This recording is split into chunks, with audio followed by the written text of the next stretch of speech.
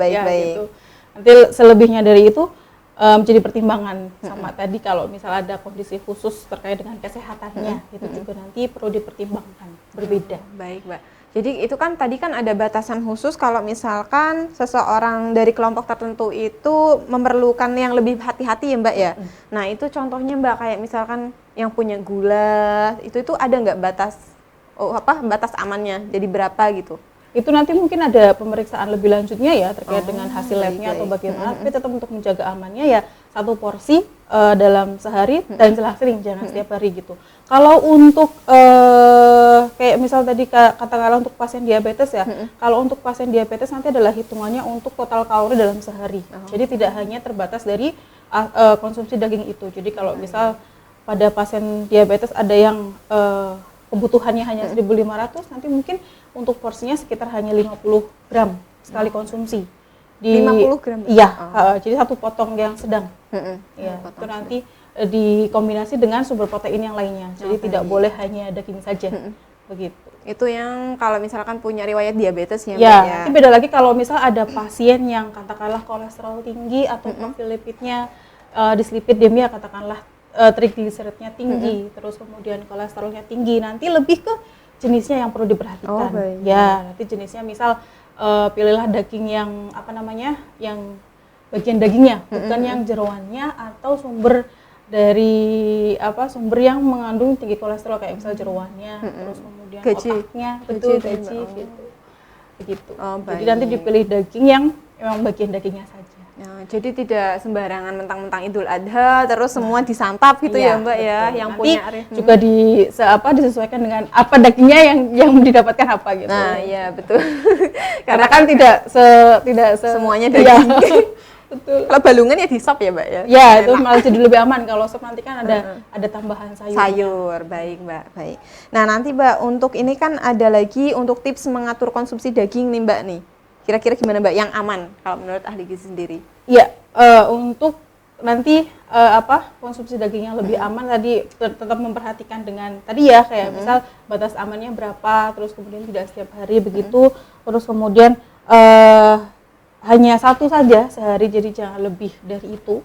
Terus kemudian pelengkapnya itu juga ditambahkan dengan sayuran ataupun buah gitu, karena sumber serat itu nanti membantu menghambat penyerapan lemak ataupun kolesterol, jadi mungkin nanti akan lebih banyak dibuang bersama feses gitu, jadi tidak langsung diserap oleh tubuh. Terus kemudian perhatikan juga untuk air putihnya juga, karena pada mengonsumsi cairannya gitu. Jadi karena pada bagian-bagian tertentu yang mengandung purin tinggi itu kan nanti kalau misal tidak diimbangi dengan konsumsi cairan yang cukup itu akan jadi adanya timbunan ataupun endapan. Gitu ya, yang menimbulkan masalah kesehatan lain. Oh baik, itu ya Mbak, yang penting jangan konsumsi berlebihan ya, karena frekuensi, porsi dan jenis itu yang penting. Frekuensi, porsi, dan jenis. Kalau frekuensinya tadi seminggu itu batas amannya 300 sampai 500 gram. Perharinya 80 sampai 100. Itu porsi ya. Oh, itu porsi, Mbak. Ya, kalau frekuensi berarti kan 1 kali dalam sehari. Iya. 1 kali dalam sehari. Baik, Mbak. Mbak, kadang kan kalau misalkan kita dapat itu ya Mbak, daging kurban kayak gitu ya, itu kan kadang langsung dimasukin ke freezer ataupun dimasak langsung. Itu ada nggak Mbak tipsnya? Kalau misalkan langsung itu berarti dicuci dulu atau nggak usah dicuci, itu gimana Mbak? Tipsnya? Kalau langsung dicuci nggak masalah ya, karena kan memang tetap harus untuk dalam kondisi bersih ya gitu ya. Tapi nanti itu juga harus hati-hati, itu jangan sampai didiamkan dalam suhu ruang yang, jadi katakanlah dapatnya jam berapa, terus dimasaknya jam berapa gitu. Itu kan cukup, kalau disimpannya di suhu ruang juga itu nanti juga jadi ada mikrobiotanya di situ yang langsung takutnya malah jadi tidak aman untuk dikonsumsi gitu. Jadi kalau misal dapat langsung memang langsung dimasak ya harus segera dibersihkan gitu ya, bisa diolah gitu. Oh, berarti nggak apa-apa ya Mbak ya? Soalnya kadang ada yang bilang itu nggak usah dicuci, nggak apa-apa. Ya, tergantung nanti melihat kondisi dagingnya juga. Jadi kalau misal ada yang kotorannya banyak kan nggak mungkin nggak dicuci. Iya, gitu. Nanti yang perlu diperhatikan juga nanti masaknya harus sampai matang sekali. Ya, karena kan kalau nggak matang juga alot. Iya, betul. Jadi berarti paling enggak setelah dicuci itu ya direbus dulu nggak apa-apa ya Mbak ya. Baru setelah itu bisa diolah ke lain. Betul. Ya. Oh, baik Mbak. Nah setelah itu Mbak, kan banyak nih masyarakat itu menyukai jeroan ya Mbak saat Idul Adha. Kira-kira bagaimana dampak ketika mengkonsumsi jeroan itu secara berlebih Mbak? Baik, ini terkait dengan dampak. Dampak itu kan erat kaitannya dengan apa namanya efek negatif ya. Sebelum membicarakan ke efek negatif ya, saya akan membicarakan dulu terkait dengan manfaatnya biar seimbang gitu. Jadi kan tidak terkesan bagian jeroan ini negatif terus enggak ya gitu ya. Pada kondisi tertentu terutama untuk jadi jeroan ini kan banyak mengandung zat besi, vitamin A dan vitamin B12 itu baik dikonsumsi untuk untuk orang-orang yang misal dengan kondisi khusus adalah misal anemia ataupun defisiensi zat besi ataupun orang yang mungkin HB-nya rendah.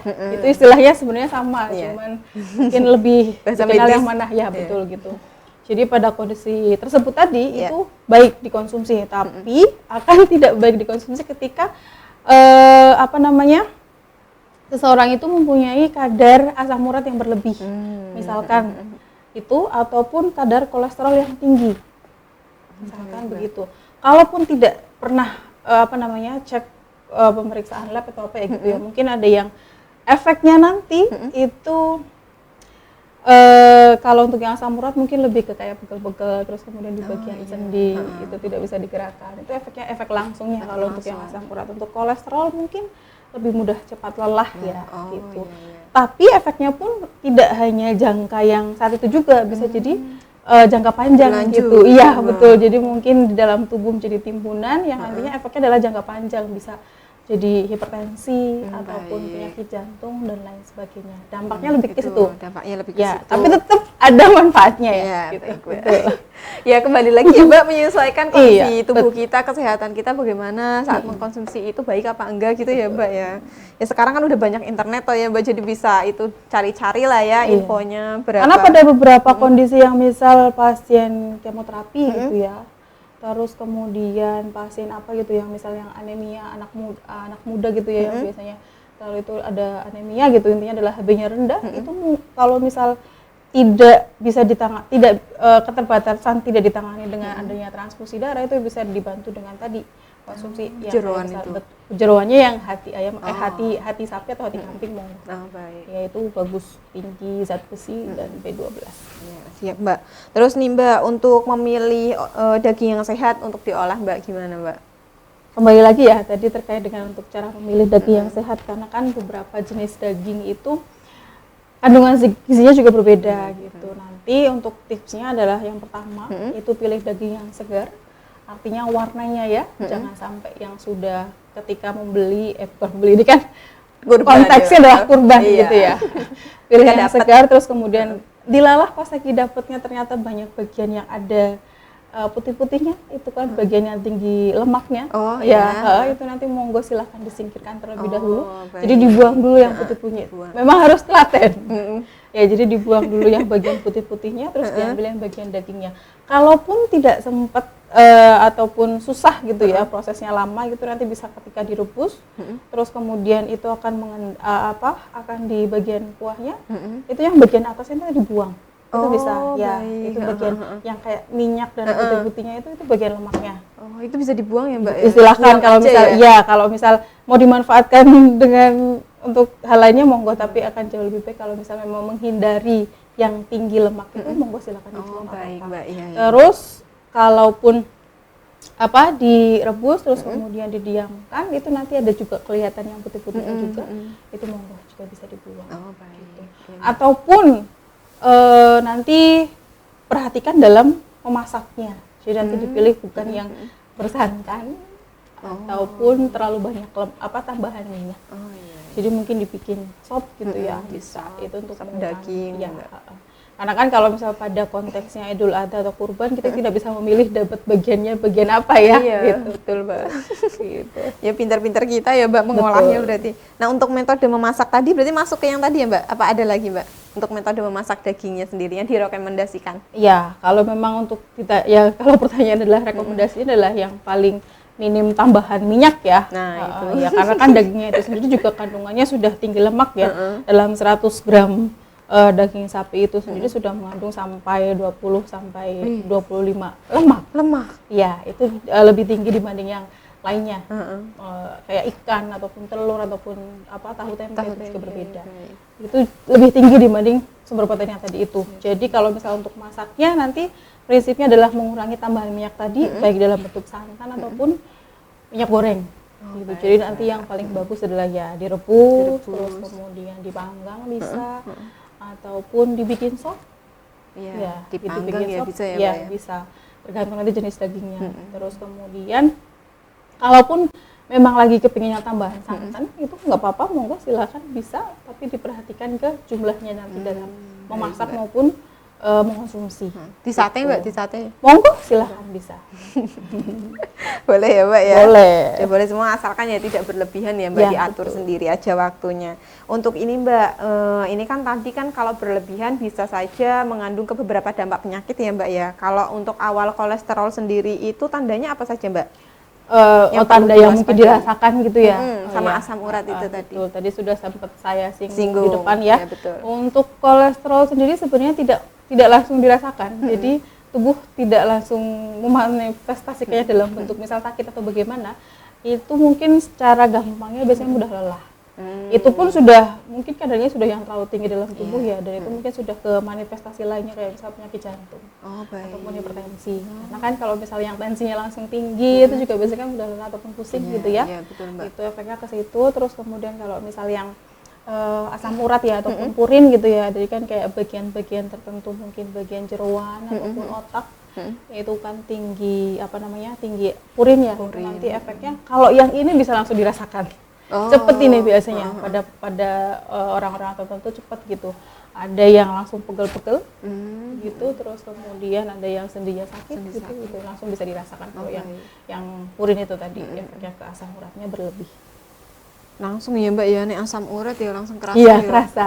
Biasanya orang-orang tertentu yang sudah biasa merasakan itu langsung, wah ini kebanyakan. Yang udah tahu merasakan kadang Iya. udah enggak lah kayak daging gitu ya Mbak ya. Nah untuk itu Mbak, setelah beberapa hari kan banyaknya makan daging ya Mbak ya, bagaimana Mbak pola makan yang dianjurkan agar tubuh itu tetap seimbang Mbak? Pola makan biar seimbang kembali lagi ya. Biar Tadi kembali di awal ya terkait dengan porsinya ya, berarti juga harus dibatasi. Terus kemudian untuk menyeimbangkan itu ataupun sedikit mengurangi kadar kolesterol ataupun lemak ya, itu nanti diimbangi dengan konsumsi sayur dan buah, terutama untuk sayur yang untuk serat yang larut air gitu. Oh baik, ya Mbak. Jadi nanti jenisnya misal bayam, terus kemudian brokoli, kacang panjang, Wortel itu juga bisa. Ya, wortel juga bisa. Terus kemudian untuk buahnya misal ada apel, terus kemudian pir, terus kemudian alpukat juga bisa. Silahkan nanti disesuaikan dengan yang ada di rumah. baik, Gitu. ya, Yang pada prinsipnya adalah diseimbangkan dengan konsumsi sayur, jadi jangan hanya daging-daging saja, Daging gitu. saja. Nanti sayurnya yang misal 2 hari awal atau beberapa hari awal setelah Idul Adha jarang konsumsi sayur, nanti setelahnya mungkin lebih diimbangi lagi, dibanyakin lagi konsumsi sayur dan buahnya, Sayur dan buah. dan cairannya. Oh, cairan Minum air juga ya. putihnya. Ya. Baik Mbak Alim. 2 liter ya Mbak ya kalau untuk dewasa ya? Itu minim sekali. Oh, minim Iya, jadi itu batas bawahnya. Oh baik Mbak, ya Mbak. Nah Mbak, ini terakhir nih Mbak, ternyata waktu kita cepat juga ya Mbak. Terakhir Mbak, kesan untuk ya para penonton, para pengunjung yang menonton live kita pada hari ini Mbak. Iya, pesannya jadi kan ini Idul Adha itu kan momen ya, momen yang bilangnya pada disampaikannya 1 kali setahun gitu. Jadi dari kami pun sebenarnya kalau dari ahli gizi pun bukan berarti tidak boleh mengkonsumsi daging, itu enggak ya, masih boleh, cuma nanti diperhatikan dan lebih bijak dalam mengkonsumsinya begitu. Jadi nanti diperhatikan terkait dengan porsinya, Porsi, terus frekuensi, kemudian frekuensi, terus diimbangi dengan sayur, sayur. buah, dan air minumnya banyak, Baik. itu cairannya. Cukup Mbak, ada lagi tambahan nggak? Dari saya cukup. Cukup. Makasih banyak ya Mbak Iya, Alim terima ya. kasih kembali. Setelah sekian lama ya Diva, kita tampil lagi di sini, pembahasan kita langsung tentang daging. Ya Mbak ya. Momennya lagi pas. Momennya lagi pas. Idul Adha. Jadi ya kita langsung datangkan ahli gizi di Rumah Sakit Islam Sultan Agung Semarang. Baik pemirsa, ternyata waktu kita sudah selesai sampai di sini untuk tadi ya, untuk olahan daging sendiri itu kalau apa tuh rekomendasi dari Mbak Alim itu terkait porsi 300 sampai 500 gram, ya Mbak? Itu kolektif ya, kolektif ya dalam ya. 1 minggu. Kalau misalnya untuk konsumsi nanti salah tangkap malah ya, jadinya. gimana, Mbak, itu? Untuk 1 kali konsumsinya sekitar 70 sampai 80 saja. Oh baik, sekali konsumsi ya. Ya. Kalau seminggu itu berarti kalau bisa ya Senin, Rabu, pokoknya diselang-seling ya Ya, Mbak ya, betul. Senin, Rabu, Jumat. Jangan seminggu full itu makan daging terus, nanti takutnya dampaknya ke kesehatan, jadi ya ada dampaknya ya Mbak ya. Baik pemirsa, terima kasih banyak atas waktunya pada pagi hari ini. Semoga pembahasan kita sangat bermanfaat. Kalau misalkan ada yang terlewat, bisa tonton lagi di YouTube kita RSI Sultan Agung Semarang. Sekian dari saya, terima kasih banyak Mbak Alim atas waktunya. Dan sekian dari saya beserta segenap kru yang bertugas pada hari ini. Mohon pamit undur diri. Wassalamualaikum warahmatullahi wabarakatuh. Wah.